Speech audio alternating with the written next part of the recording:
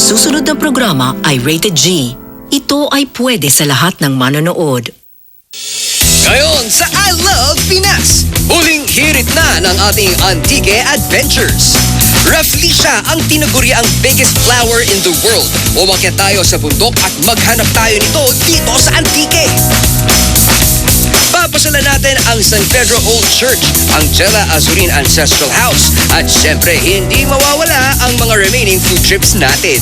Walang kukurap dahil dito lang yan sa nag-iisang Antique Episode 3 ng I Love Pinas! Yay!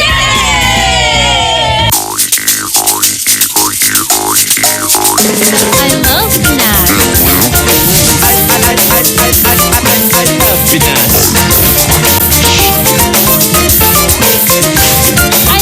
Pinas.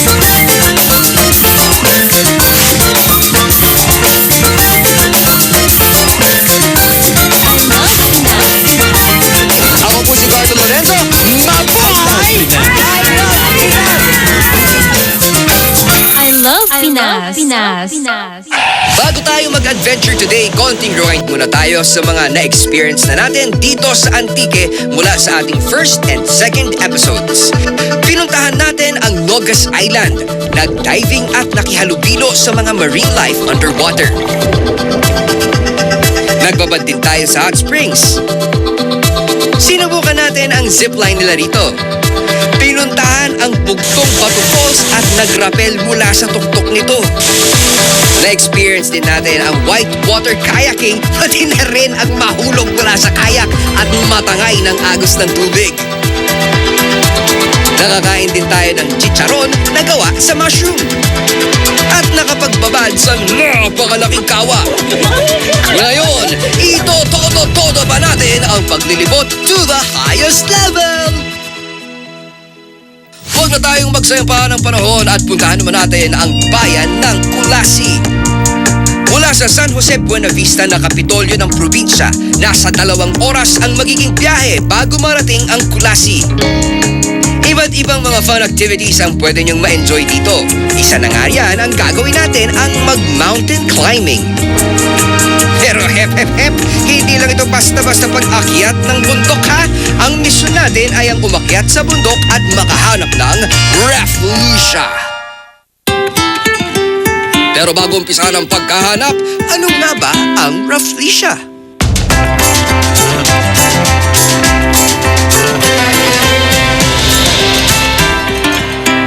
Itinuturing itong largest flower in the world. Una itong nadiskubre sa kagubatan ng Sumatra sa Indonesia taong 1818. Ipinangalan kay Thomas Stamford Raffles na isang British explorer. Walang sanga, dahon o ugat ang isang Rafflesia. Ang tanging makikitang parte o katangian ng isang bulaklak dito ay ang 5 petals nito. Hindi maganda ang amoy nito na parang nabubulok na hayop. Kaya nga tinatawag din itong corpse flower o meat flower. Ang di kaaya-ayang amoy naman ito ang siyang tumatawag sa mga insekto gaya ng langaw o sa lagubang. Ang mga insektong ito ang siyang nagiging daan para mag-pollinate ang isang Rafflesia. Ang iba naman ay tumutubo dahil sa pagkain dito ng mga hayop na maaaring dahilan ng pagkalat ng mga buto nito. Medyo nakakasabik. Tara na nga at simulan na ang paghahanap. Mula sa tinutuluyan namin sa bayan din ng Kulasi ang naging starting point namin ng araw na ito. Medyo malayo ng konti sa kabayanan. Pero kung sa poblasyon Kulasi proper ka talaga magmumula, kinakailangan mong sumakay ng habal-habal sa halagang 40 pesos for one way. Hanggang 2 lang ang pwedeng maging sakay nito bukod sa driver. Medyo matagtag at maalikabok ang ilang parte ng daan na aming dinadaanan. Kaya naman ako ang payo ko, importante na sanay ka talagang sumakay sa motor dahil baka mangawit at sumakit ang katawan nyo. Dapat din ay komportable ang damit na suot at nakamask para proteksyon sa usok o alikabok. Maya-maya pa, pagkatapos ang medyo matagal-tagal ding biyahe, huminto muna kami panandalian lang para magpahinga. Hindi naman kasi kami sanay maghabal-habal. Nakakangawit magbalanse habang nakaangkas sa habal-habal. After 10 minutes ng paghahabal-habal, stop over muna tayo dito sa Bacong Bridge, sa ibabaw ng Bacong River. Stop over kasi syempre gusto ko naman i-admire ang napakagandang tanawin dito. Sa aking bandang kaliwa, may makikita kayong napakalaking pitak ng bato na tinubuan na ng mga halaman sa ibabaw. Mukhang galing yan doon sa mataas na bahagi ng bundok na lalaglag. Dito naman sa bandang kanan ko, makikita ninyo ang batis o mukhang ilog na to, Bacong River nga.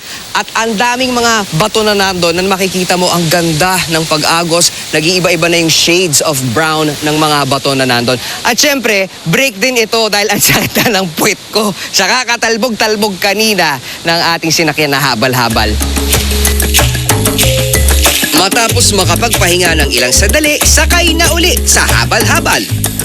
May daang paakyat pababa at mga paliko-liko. Medyo nakakakaba rin dahil ang ilang dinadaanan namin ay halos ang gilid ay bangin na. Buti na lang at magagaling talagang magmaneho ang mga driver namin. Pero sa puntong ito, tumigil kami at pinababa ang mga sakay ng bawat habal-habal. Okay, tigil muna tayo ha. Tigil uli mula sa pagsakay ng habal-habal, hinto at baba. Bakit? Kasi kanina, di ba, nakikita nyo, dumadaan tayo sa gilid ng bundok at dito lang sa banda namin, sa bandang kaliwa namin, ako, cliff na. Kung magkamali lang ng konti, ako, dilaglag na kami dire-diretso pababa. Pero buti na lang, magaling ang aming mga nagmamaneho ng habal-habal at safe kami. At dahil napakagaling nga nila, natanaw agad nila mula sa malayo, ito. Makikita ninyo, may butas dito, oh. Ayan. Kaya buti, tumigil agad para maglalakad na lang sa bahaging ito. Kasi kung biglang idedire-diretso mo yan, maaaring tumalsik ang mga pasahero ng habal-habal. Ngayon tinanong ko kung bakit nga ba nagkaganito, bakit lumubog ang mga lupa dito. Ang sabi nila, meron daw kahoy silang nilagay sa ilalim nito noon. Mukhang nabulok na daw yung kahoy sa ilalim, kaya nahulog, nabiyak, at yung lupa na sana ay sinusuportahan nung kahoy na yon na nasa ibabaw, nahulog na rin. Kaya yan, merong butas. At dito sa ibabaw, may 2 pirasong kahoy pero hindi pa yan sapat. Mukhang aayusin naman to ng local government unit para sa kaligtasan na rin ng mga turista dito at ng mga residente. Mula sa nadaanan naming butas, more or less ay mga 10 minutes na lang ang itinakbo namin. Pagkatapos ay kinakailangang bumaba para maglakad dahil sa may ginagawang daan at di rito makakadaan ang mga habal-habal. At sa wakas ay narating na namin ang barangay Alohipan. Ang barangay na ito naman ang magiging starting point natin sa pag-akyat sa bundok para humanap ng Rafflesia. Wala na kaming sinayang pang oras dahil hapon na rin nang makarating kami sa barangay Alohipan. Kaya naman sinimulan na agad ang paglalakad at pag-akyat. Pero ano ito? Umpisa pa lang ng pag-akyat ay medyo matarik na agad ang mga steps. Ang madali sa trek na ito ay ang hingalin at mapagod. Para sa Rafflesia, let's do this! Pero mag-commercial muna tayo. Saglit lang dahil up next, makayanan kaya namin na makaakyat ng malayo at makakita ng biggest flower in the world na Rafflesia. Matindi-tinding challenge ito kaya walang magdilipat ng channel. Tutok lang dahil sa pagbabalik na yan ng I Love Pinas! I love Pinas. Ang Balita Pilipinas sa nagdaang linggo, kilo-kilong isda, natagpo ang patay sa dalampasigan. Posibleng natangay ng baha ang mga kemikal na ginagamit sa isa o manong minahan kaya namatay ang mga isda. Bayan sa Davao Oriental, nasalanta ng baha. Ito ang mga pinsalang iniwan ng masamang panahon. At deny caregiver, wagi sa X Factor Israel. Ito po ako nagpapasalamat. Araw-araw na balita mula Luzon, Visayas at Mindanao. Ito ang Balita Pilipinas ngayon. Mga ka-FB, may Facebook page ang I Love Pinas. Type facebook.com/official I Love Pinas at i-click ang like. Sali na! I love Pinas. I love Pinas. Ay, naku, ilang minuto pa lang ang nakakalipas pero pagod na ako. At bakit parang hindi pa rin ganun kalayo ang nararating namin? Makalipas ang isa't kalahating oras ay nagpasa na nga akong huminto at bumalik na lamang sa ibaba. Malabo kasing mata ko sa dilim at heto, palubog na ang araw. Mataas na ang sikat ng buwan nang makabalik ako sa baba. Ang mga cameramen at ang ibang kasamahan ko na lang ang tumuloy sa pag-akyat para humanap ng bulaklak na rafflesia. Matapos ang isa, dalawa, tatlo, hanggang 4 na oras habang ang buong paligid ay nabalot na ng dilim, doon na dumating ang mga kasamahan kong nagpatuloy sa pag-akyat at humanap ng rafflesia.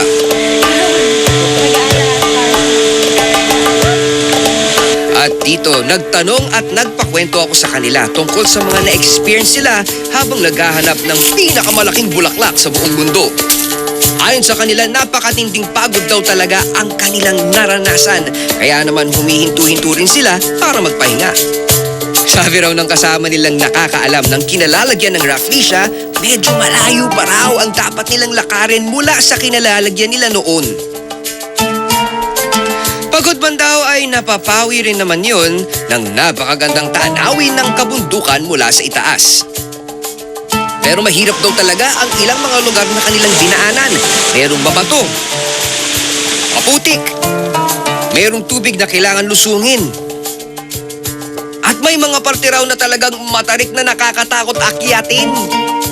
May dinaanan din silang halos gilid ay bangin na.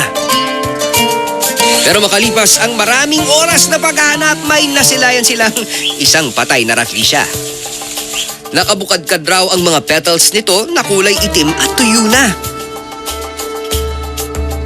Pero ilang hakbang lang mula rito ay sa wakas! Nakita na rin daw nila ang isang buhay na rafflesia.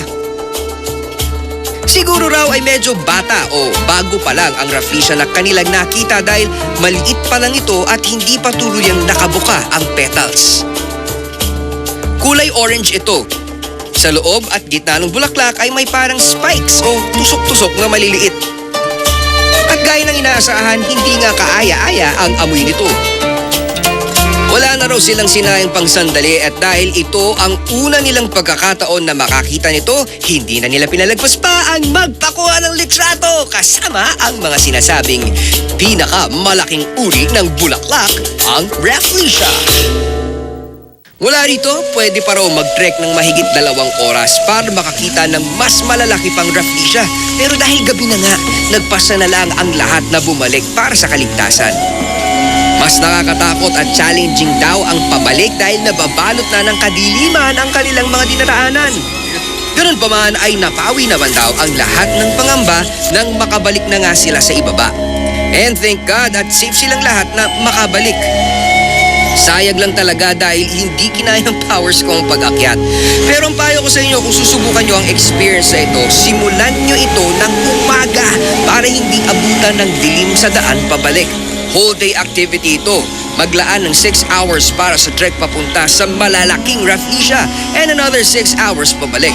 Importante rin na komportable ang damit, lalo na ang suot na sapin sa paa para hindi ka mahirapan sa paglalakad. At magbaon ng maraming pagkain at inumin na pamatid sa kung sakaling magutom o mauhaw ka. Matapos ang kakaibang adventure sa paghanap ng rafflesia, importante na may malapit kayong matutuluyan panandalian. Dito sa bayan ng Colasi, pwede kayong mag-drop by sa Paragon 88. May iba't ibang klase ng room sila rito na pwede niyong pagpilian. Iniimbitahan namin kayong lahat to visit Paragon 88 Beach Resort and Hotel. We have different rooms to accommodate from the cheapest to the affordable. Kung medyo malapit naman sa Kapitolyo ng probinsya ang hanap niyong tuluyan, aba nako, saan pa ba naman kayo dapat pumunta kundi sa isang accessible, convenient, and safe place? Ang Delpos Beach Resort na matatagpuan sa Funda Dalipe sa San Jose, Buena Vista.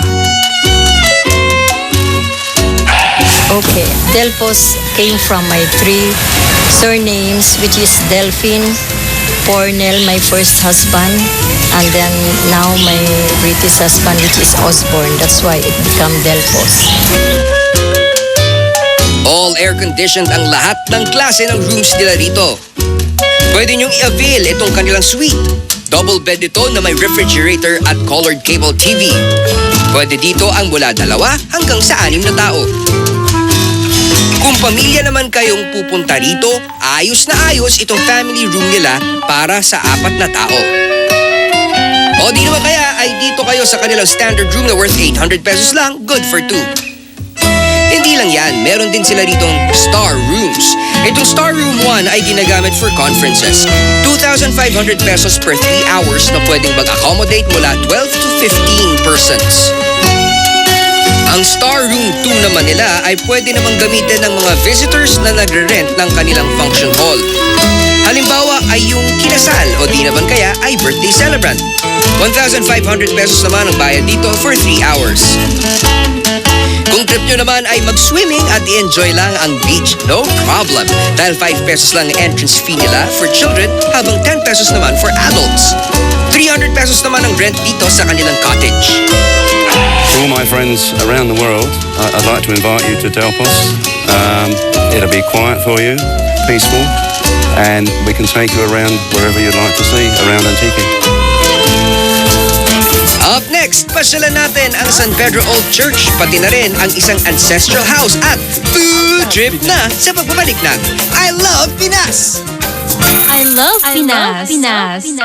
Mga kapuso, mahigit 2 milyon na po ang Facebook subscribers ng GMA News mula sa iba't ibang parte ng mundo. Maraming salamat po sa patuloy niyong pagtitiwala sa serbisyong totoo online. GMA News, sagot namin ang balita.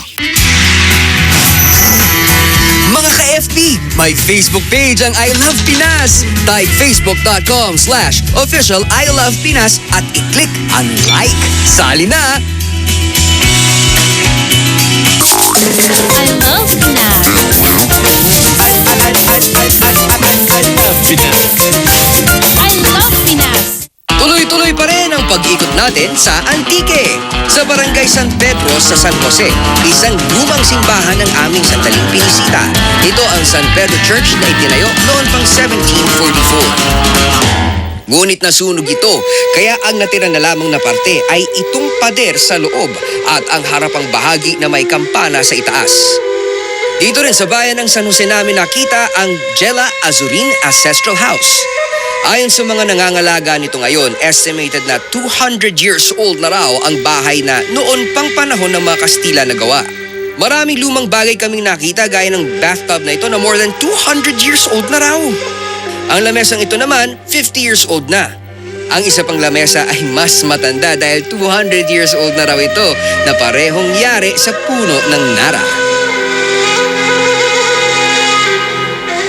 Matapos makamasyal, magpakabusog naman tayo at itoto-toto na natin ang Antique Food Trip.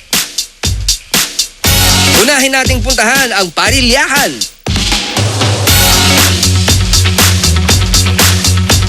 Ang Parilyahan is Spanish name of grilling. So mostly yung mga pagkain namin dito ay mga inihaw or in Antique mga sinugba. Ang ambiance daw dito ay parang nasa bahay lang, kaya naman pamilya raw ang karaniwang customer nila dito. Fit din naman ito para sa mga magkakaibigan o magkakabarkada na gustong mag-bonding. Tikman na ang kanilang specialty na chicken inasal, fish kinilaw, spare ribs, pork barbecue, pinaputok na tilapia, pork sisig, fish sinigang, sizzling gambas, sizzling pusit, at ang walang kamatayang crispy pata! Pagkatapos ay mag-dessert ka ng kanilang black sambo o fried leche flan. Yeah, if you haven't been to Parilyahan, come and visit us here at San Jose Antique. This is where you can find the best chicken inasal. We have very good food and very affordable. Matapos sa Parilyahan, sunod naman nating puntahan ang GQ Cocktail Lounge. Ayon sa may-ari nitong si Mundet Kilaton, ipinangalan daw nila ang restaurant sa kanyang asawa na si Glenn Kilaton, kaya naging GQ. Ang bestseller daw nila rito ay ang kanilang crispy pata at patatin. Pero bukod sa mga yan, ay tikman nyo rin daw ang kanilang iba pang masasarap na pagkain dito.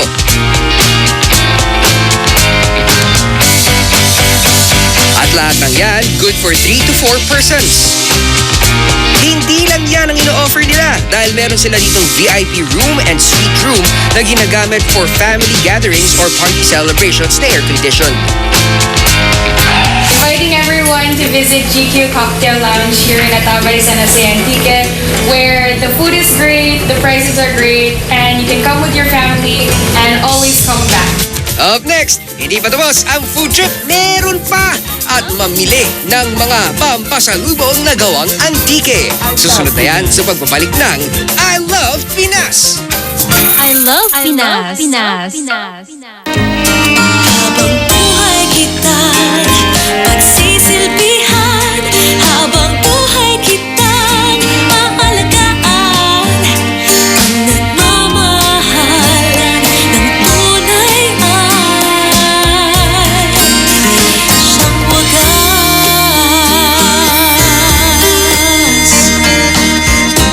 Wagas First Anniversary ngayong Pebrero na sa GMA News TV. Mga ka-FB, may Facebook page ang I Love Pinas. Type facebook.com/official I Love Pinas at i-click ang like. Sali na! I love Pinas.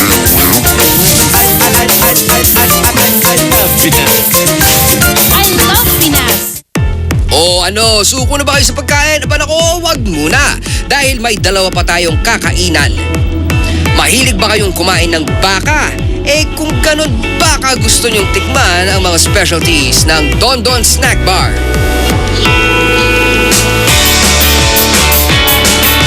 Must try nyo raw dito ang kanilang bindonggadas. Yung pinaka-specialty namin po, yung bindonggadas. Yung bindonggadas kasi ancestors namin kasi Spanish. So, yung lola ko, siguro yung about sa kalyos, yung bindonggo, parang 'di ba, yung ingredients ng kalyos, yung tuwalya, doon nag-start. Tapos yung parang pinaka-part niya, yung specialty talaga, yung towel or natawag siyang bindonggo. It tastes like, creamy, parang creamy siya, parang soup na ma-creamy, kaya siguro dinugtungan ng gadas, parang gatas. Subukan nyo na rin ang kanilang dinuguan, bata, batchoy at bakareta. Since 1976 pa raw ang recipe nila rito na minana pa sa kanilang lola. Kaya naman siguradong masarap daw talaga ang mga pagkain nila dito. Bukas ang Don Don mula alas 7 ng umaga hanggang alas 6 ng gabi.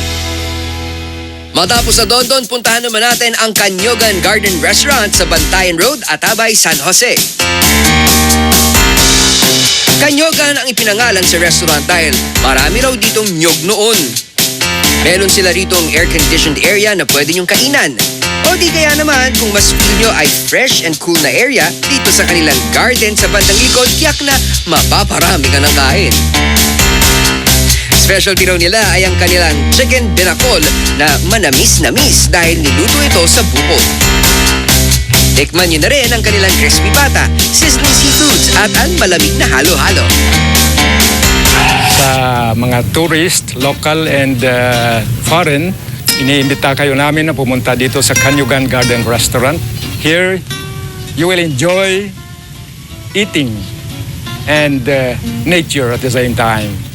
Sa lahat ng mga lugar na ating pinupuntahan, hindi syempre maaring wala kang pampasalubong na mabibili.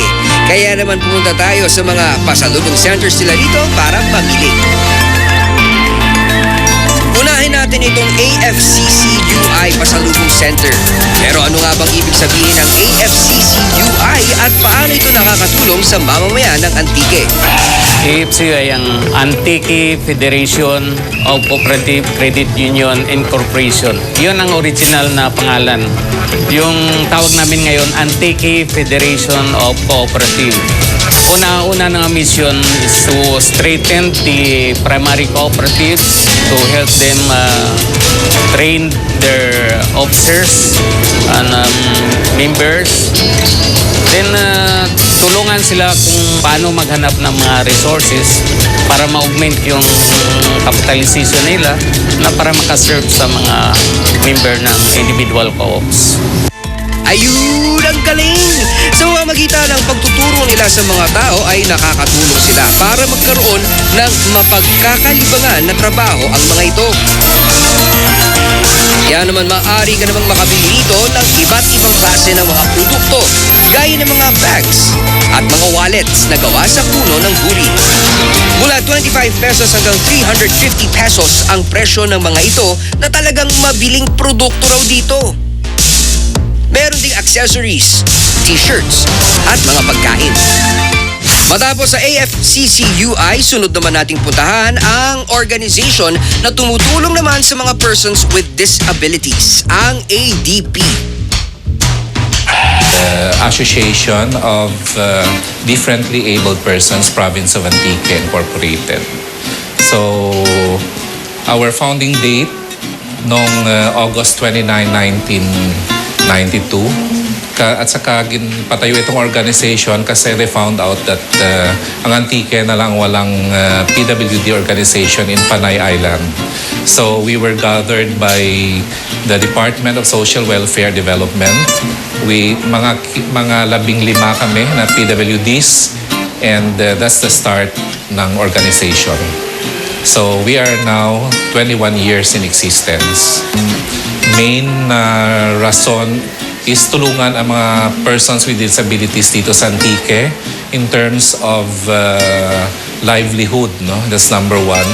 And in other many aspects like education, yung rehabilitation in general ng mga may kapansanan. Mabenta raw sa mga turista rito ang mga kwintas, bracelets and earrings. Isang designer from Manila raw ang tumulong sa pagsisimula sa paggawa ng mga accessories nila rito. Sa accessories making, may designer na tumulong sa mga PWDs. May nationally acclaimed tayo na winning designer, si Mr. Adante Ayesa. So, he comes over once in a while para tulungan ang mga doers natin ng accessories making. So, kung tingnan natin, this is funded by the Liliani Foundation. At saka may mga PWDs tayo na na-train with regards to design. That's why they come up with this design. Sa halagang 50 pesos hanggang 150 pesos ay maaari ka nang makabili ng magagandang earrings dito. Ang presyo naman ng mga bracelets mula 100 hanggang 350 pesos. Very elegant at napakagandang pangregalo naman ang mga necklace nila rito na mula 250 pesos hanggang 2,500 pesos ang presyo. Meron din silang mga produkto na gawa sa kahoy gaya ng mga bracelets na ito, tissue and pen holder, and keychains. Kitang-kita naman sa mga persons with disabilities na nagtatrabaho rito na enjoy sila at natutuwa sa mga nagagawa at naibabahagi nilang talent sa mga tao na lubos nilang ipinagpapasalamat.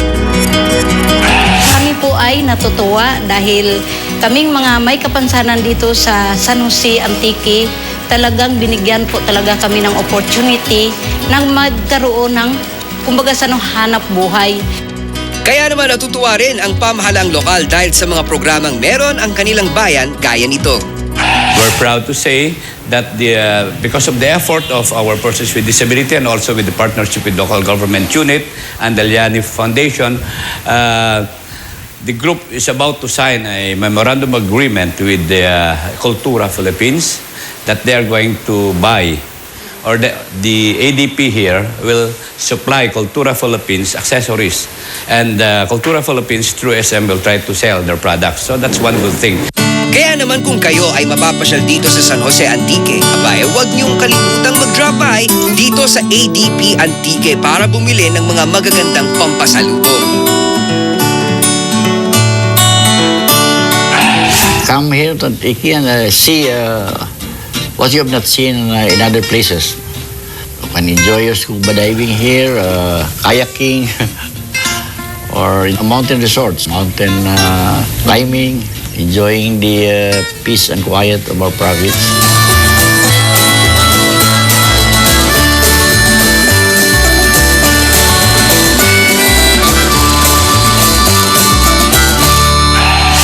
Nakailang episodes na pa rin tayo dito sa Antique. Nako naman, napakaganda ng panahon. Kaya thank you, Lord. Kung nagbabala kayo na pumunta dito sa Antique, make sure na maganda ang weather dahil ang mga adventures at activities dito, nako, hindi yata masarap gawin kung tag-ulan. Pero kung maganda ganito yung yung panahon, mag-e-enjoy ka talaga. Kagaya ng pagpasalamat namin sa mga nagpapadala ng messages sa Facebook, gaya nito. Message from Ace Reyes. Ang sabi niya, masarap talaga manood ng I Love Pinas. Nakakawala ng antok at makikita pa ang mga magaganda sa Pilipinas at ang adventure. Message naman mula kay Kailo Kapunitan. Sabi niya, sana marami pa akong matutunan sa I Love Pinas. More power and God bless po. Kung meron kang message, i-post mo na yan. Punta ka lang sa facebook.com/official I Love Pinas. Click like, post your message at baka message mo ang susunod ko nang babasahin.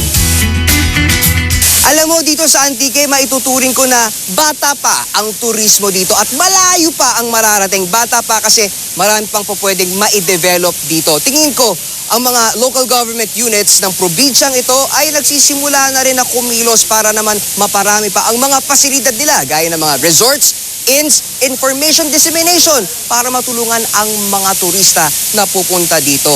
Kaya alam ko, sigurado ako na sa mga susunod na taon, napakalaki ng magiging improvement ng tourism dito. Kasi dito sa Antique, ang sarap-sarap, sabay-sabay sabihin ang I Love Pinas! Ayan, magbasa na tayo. Ang lamig!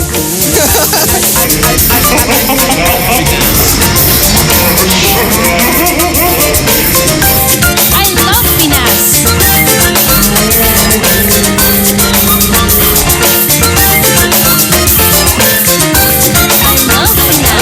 Grabe. Ngayon ako makakita ko, feeling ko. Dalawang kabad ng tigas ng katawan ko. I love Pinas. Ang susunod na programa ay rated PG. Patnubay at gabay ng magulang ay kailangan.